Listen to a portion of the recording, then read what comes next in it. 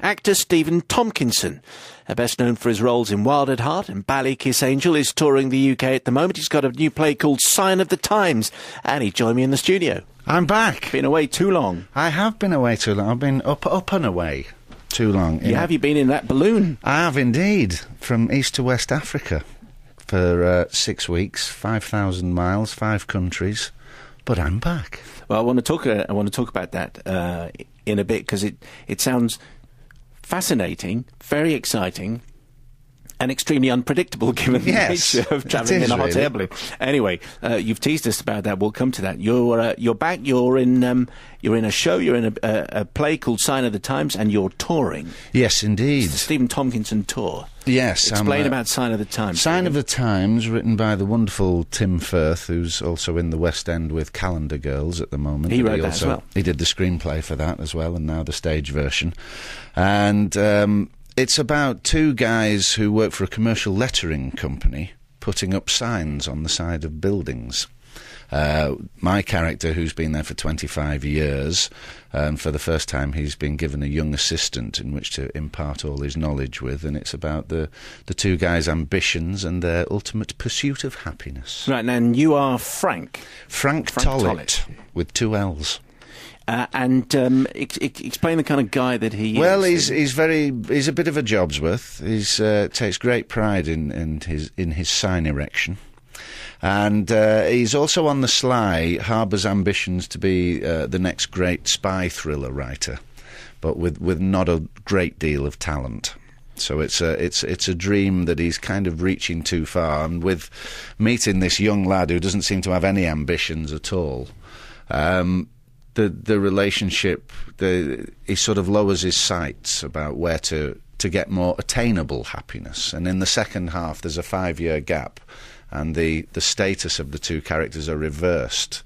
My character's going for a job interview, and the young lad who was his trainee is now his boss. Have you visibly aged? Oh, shockingly. You'll be amazed. Now, the second half, you say there's a 5-year gap. Yeah. And it's interesting, the history of this play, because originally it was just the first act, wasn't it? It was, yeah. It was the first thing that Alan Ayckbourn commissioned Tim to write at Scarborough, just as a one-off play, a lunchtime play for the theatre in Scarborough. But he liked the characters so much, he wondered what would happen to them if you reverse their status, their situation, and see how they've developed and how their dreams have changed. Because the chronology of the play just seems quite unusual. I don't know, maybe it often happens like this, because I understand it was originally called A Man of Letters. Yes. And it became Absolutely Frank, which was the one act version. Yeah. Now it's got this other second half, which has been added on, and it's called Sign of the Times. Yes. Well, when it was Absolutely Frank, he took Frank into the second half, but not the younger character. That changed. So now he's taken both of them, so you can explore the relationship much closer. And it's a much more rounded evening now. And do you finish up with Sign of the Times by Prince, or Sign of the Times by the Bell Stars, which is your choice? Well, it wouldn't really be giving it away too much, but we actually end up with Good Day Sunshine by the Beatles, just to confuse you. Right. Maybe there's a third act. You never know. Is there? I mean, that would be a very Alan Ayckbournian type thing, wouldn't it? There could be. The trilogy could be complete, and we'll go to Broadway.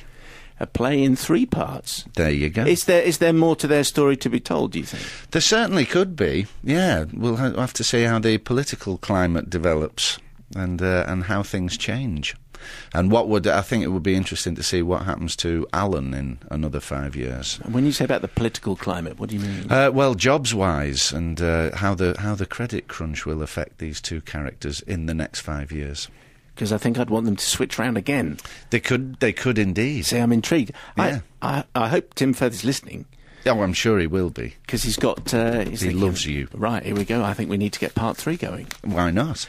And so the character of Frank Tollett, I mean, did it appeal because it was Tim who'd written it? Because it was Tim, worked and with I've him worked many with him times a lot of times before. Just explain the shows you've done before. Well, on TV, I've done All Quiet on the Preston Front with him, a show about guys who were in the Territorial Army. And we also did a Christmas drama called The Flint Street Nativity, where a group of us got to play 6-year-olds putting on a nativity play, which he's also put on stage before. And I've worked with him at the theatre in Scarborough before in a play called The End of the Food Chain.